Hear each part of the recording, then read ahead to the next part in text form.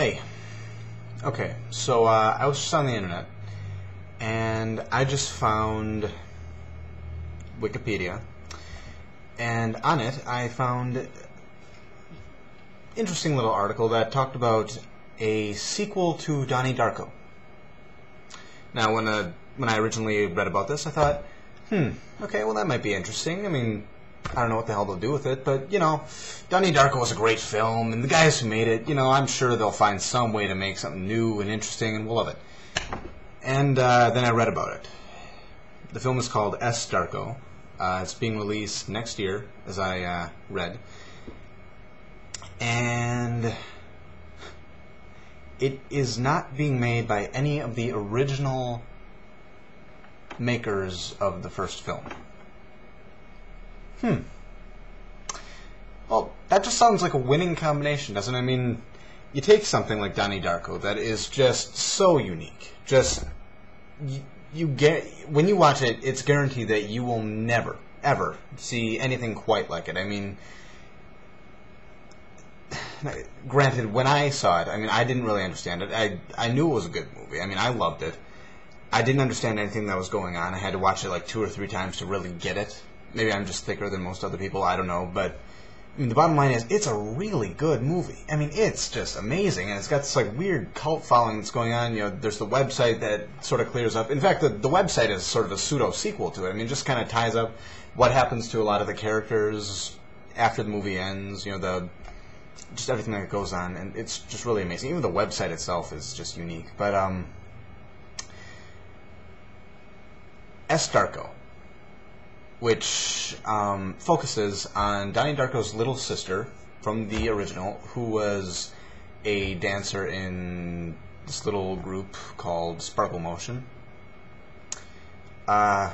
She all of a sudden begins seeing visions of Frank, the bunny from the first movie, which is sparked after traveling into the desert or to some rural town, I believe it's in like L.A. or something, and seeing a comet fall.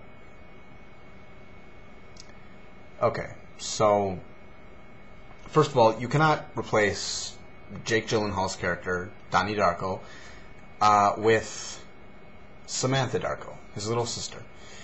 Donnie was just an extremely unique character. He was, he was disturbed. He was believed to have had paranoid schizophrenia. He was very just... You really kind of immediately connected with him, and you kind of got this whole feeling of isolation from everything that was going on because, he had all these weird things going on in his life that nobody really connected with, let alone his sister. And then to replace him with Samantha Darko, who, I don't know what changes she's gone through over the period of the 2 movies, but I can say for damn sure that she probably isn't a paranoid schizophrenic. She's probably hasn't taken on any of Donnie's traits. So, really, what's the point of making the movie? You replace the jet engine with a meteor. Okay. But even so, as far as I can tell, that you're just going to have the space-time continuum rip open again, or something like that. Why does that happen? I mean, does it happen every day? Are there, like, martyrs all over the world sacrificing themselves, traveling in time, exposing pedophiles and sinking axes into school mascots and things? Is this happening every day and we just don't know it? That's what could be happening. It's happening all over the world. That's what the second film is probably going to focus on. Samantha Darko is just another unfortunate martyr. Of course, she's probably going to end up living at the end of the movie, which, defeats the whole purpose because Donnie has sacrificed himself. But yeah, Samantha Darko.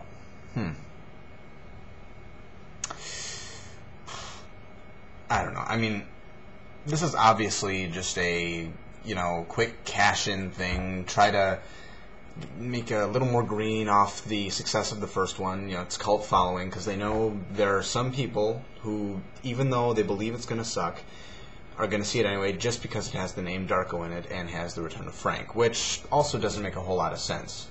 I could go into it, but another video somewhere on here explained it better than me, so just go find that one. But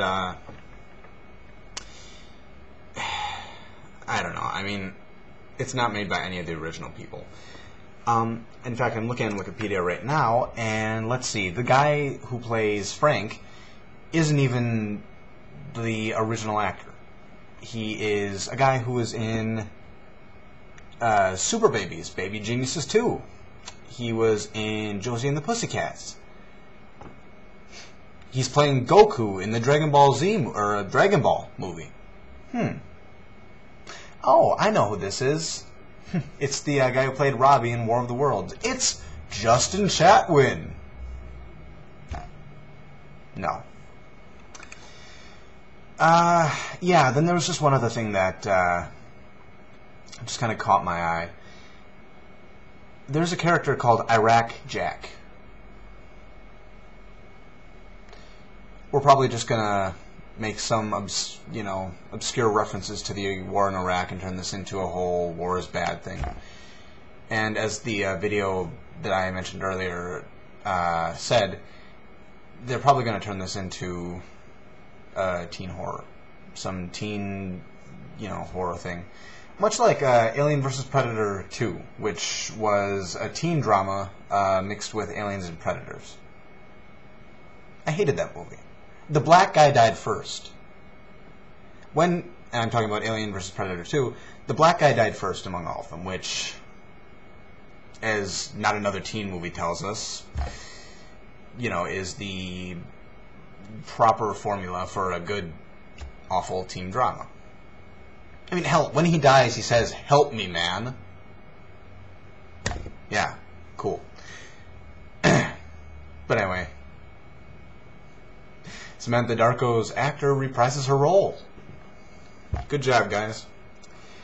Yeah, that's all I've got to say. So, I don't know. When it comes out, I doubt it'll be in theaters. Do not see S. Darko. Save your time.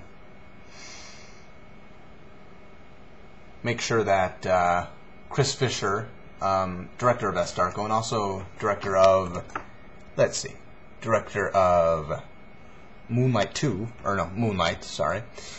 Chuck, Cold Case, Rampage, The Hillside Strangler Murders, and Dirty, and Night Stalker. Be sure that he never gets another job, because it's okay to direct obscure little things that nobody's ever heard of, but when you direct something as legendary as a sequel to Donnie Darko and most likely ruin it, you deserve to just crawl under a rock and die. But yeah, I am really done now. So, S. Darko, bad news.